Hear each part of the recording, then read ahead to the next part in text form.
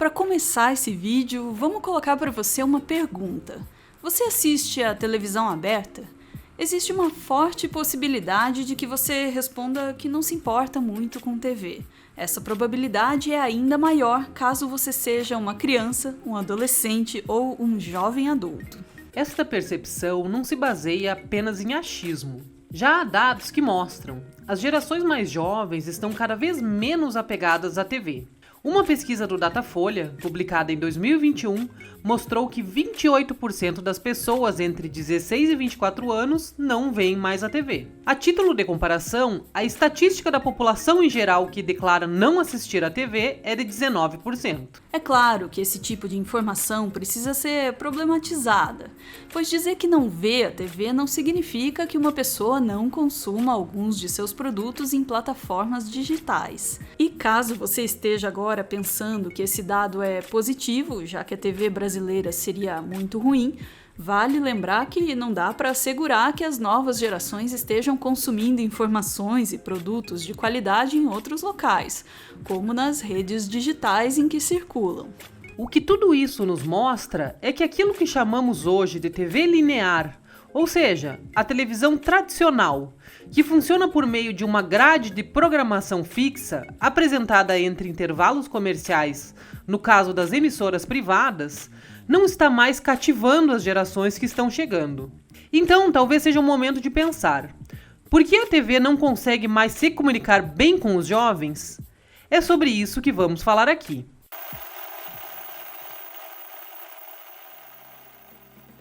Por volta dos anos 2000, um anúncio feito pela Apple Box Productions gerou bastante repercussão.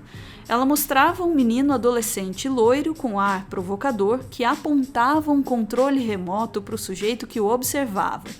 Ao lado dele, um texto dizia: "Você tem 3 segundos, me impressione." Qual era a mensagem carregada por esse anúncio? A peça publicitária dizia respeito à fugacidade do interesse dos adolescentes. Caso a TV não os seduzisse imediatamente, eles iriam trocar de canal sem dó.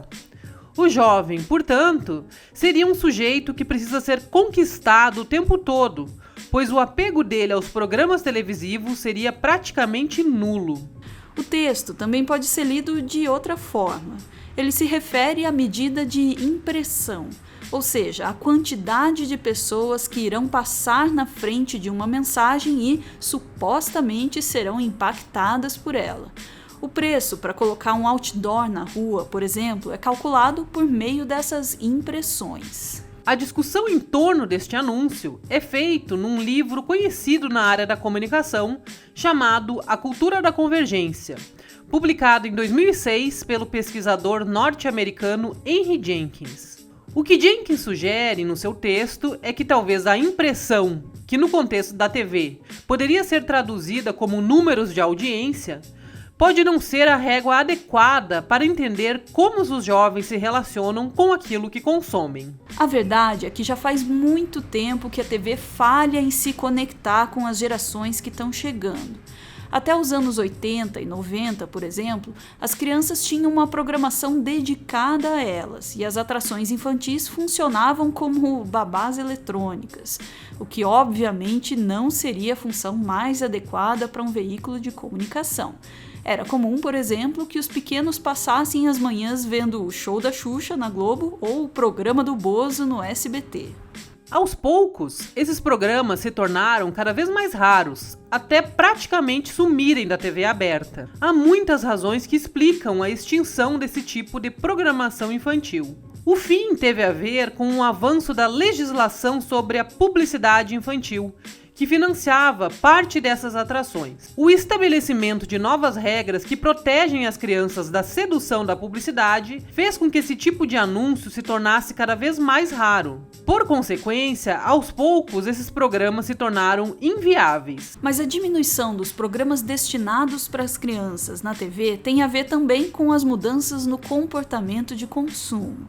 A chegada no Brasil de canais pagos e, posteriormente, da internet ajudou que o interesse dos pequenos espectadores migrasse para outros lugares. A A consequência disso é que estamos diante de novas gerações que não foram familiarizadas com a TV. E por isso são fonte de preocupação para as emissoras, pois este é o público que elas herdarão.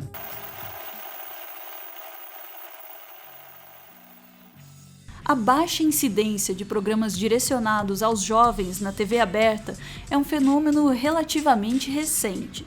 Desde o começo da instalação da televisão no Brasil, as emissoras criaram atrações específicas que focavam nessa camada da população. Boa parte dessa programação era focada na área musical. Dá para citar, por exemplo, o programa Jovem Guarda, que era exibido pela Record em 1965 e que lançou ao estrelato os nomes de Roberto Carlos, Erasmo Carlos, Vanderleia e companhia. O sucesso foi enorme e influenciou também os adolescentes brasileiros em termos de comportamento. É bom lembrar que já tivemos uma TV infantil de muita qualidade.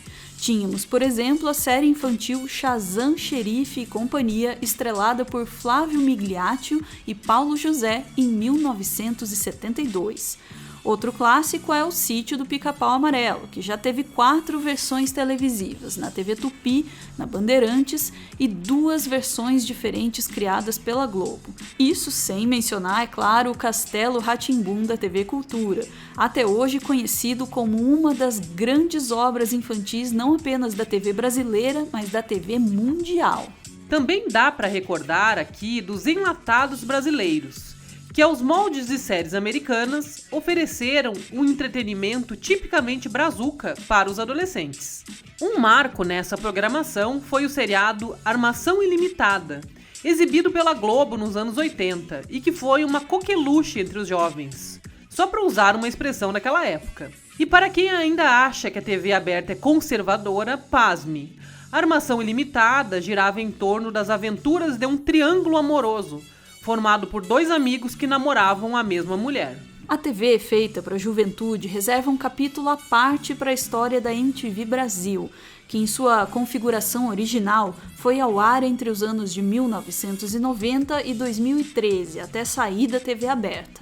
A MTV ajudou a consolidar a ideia de que o adolescente tem uma linguagem própria e que, por isso, todo tipo de programação que fosse direcionada a ele precisaria ser ágil e conectada com as suas necessidades. Mas essa é uma história tão rica que precisaria de um outro vídeo só para contar. Por fim, não dá para falar de TV voltada para os jovens sem lembrar de Serginho Groisman, provavelmente o nome mais longínquo na programação direcionada a este público. Serginho estreou no TV Mix, na TV Gazeta, em 1987. Em seguida, ele apresentou Matéria-Prima na TV Cultura e, na sequência, foi para o SBT, onde esteve à frente do Programa Livre, no qual ficou até 1999. Em 2000, ele começaria a apresentar o Altas Horas na Globo, programa que existe até hoje. São então pelo menos 34 anos em que Serginho Groisman consegue se reinventar e continua mantendo o diálogo com cada nova geração que substitui a anterior. Em entrevista, ele explicou onde estaria o segredo na relação que mantém com os jovens. Primeiro, é não achar que tenho a idade deles, não querer sair atrás das gírias para ficar igual. É uma atitude de jornalista que tenho. Na carreira, o que apareceu como consequência recorrente é falar com o jovem, e isso começou a me alimentar. Adoro ter uma plateia constituída por jovens, e em nenhum momento quero achar que tenho uma conexão direta com eles. Fica claro, então, que já tivemos uma longa tradição em um tipo de programação direcionada a essa camada da população brasileira. Será então que a TV aberta perdeu a mão e não consegue mais criar essa conexão?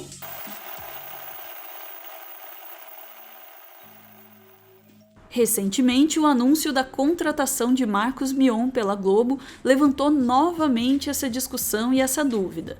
Será que a emissora, ao contratá-lo, estaria acenando para o público jovem que, de certa forma, estaria esquecido? São questões que serão esclarecidas nos próximos meses. Marcos Mion é um nome criado pela MTV e, ao longo da sua carreira, conseguiu se manter conectado com o seu público e com a sua linguagem. Um dos segredos, dizem, é que Mion conseguiu a façanha de transitar entre diferentes mundos. Ele conseguiu ser um nome forte na TV e nas redes digitais. Ou seja, uma TV voltada para os adolescentes e crianças, para ter alguma chance de sucesso, precisa achar uma maneira de mergulhar no seu universo, ao invés de querer ditar como os jovens deveriam ser ou do que deveriam gostar.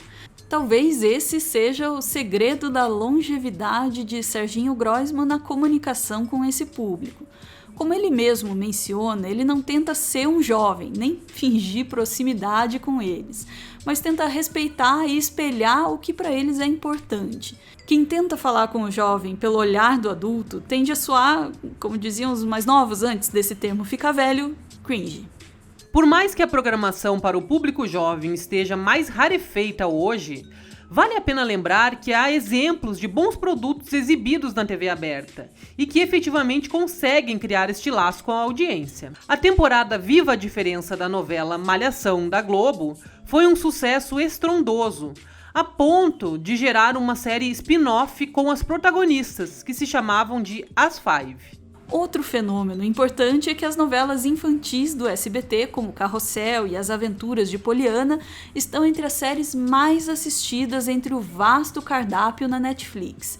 Mesmo tendo sido reprisadas várias vezes na televisão aberta, elas seguem cativando novos públicos, formados, aliás, não apenas pelas crianças. Por isso, talvez seja um pouco leviano afirmar que os pequenos não gostam mais de TV.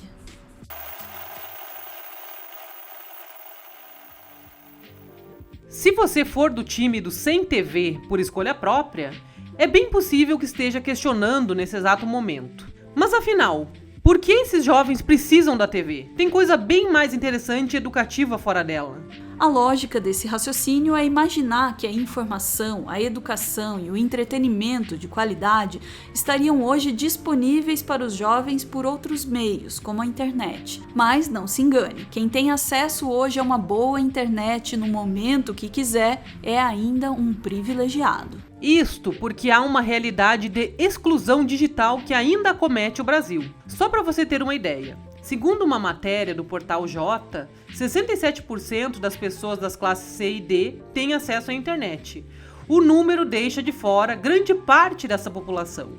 A maioria dessas pessoas acessa a internet apenas pelo celular, o que tende a desfavorecer usos que são entendidos como oportunidades de crescimento, como a realização de cursos online ou de trabalho remoto. Muitas vezes, aliás, essa internet é precária, ou os pacotes de dados só dão acesso a aplicativos de mensagens ou a redes sociais específicas. Essa prática, realizada pelas operadoras de telefonia, além de ferir o princípio de neutralidade da rede, tende a limitar ainda mais o acesso às informações por parte dos usuários. Os usuários ficam então condicionados àquilo que as redes sociais dos seus pacotes de internet oferecem para eles, a partir dos filtros dos algoritmos usados nesses sites. Isto quer dizer que os meios de comunicação que são acessados gratuitamente, como a televisão e o rádio, continuam tendo um papel de democratização da informação para boa parte da população desse país. Por isso, não pensar em uma programação direcionada às crianças e adolescentes,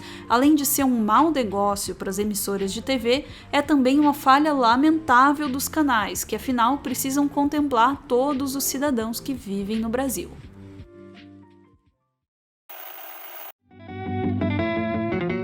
O roteiro do vídeo que você acabou de ver foi escrito pela Maura Martins. A Maura é doutora em Ciências da Comunicação, é artista, como demonstra esse autorretrato que a gente colocou aqui, e também é editora do portal de jornalismo cultural Escotilha. Você pode conhecer um pouco mais do trabalho da Maura lá na Escotilha, mas só se você quiser, embora eu certamente recomende.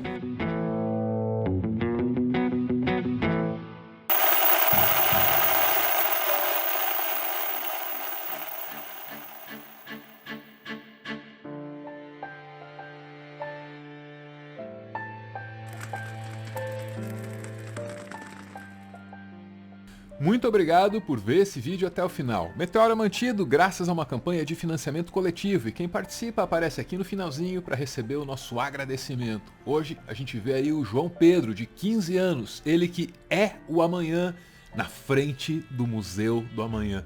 João Pedro escreveu uma mensagem muito bacana aqui pra gente. Agradeço, João Pedro. Diz ele que tem 15 anos, gosta muito do nosso trabalho, acompanha o canal todos os dias, o que me deixa muito feliz. Valeu! E agradece aí pelo trabalho que a gente faz, diz que o canal é um dos motivos para ele se interessar por política. Puxa, João Pedro, muito bom saber, meu. Beijo, valeu!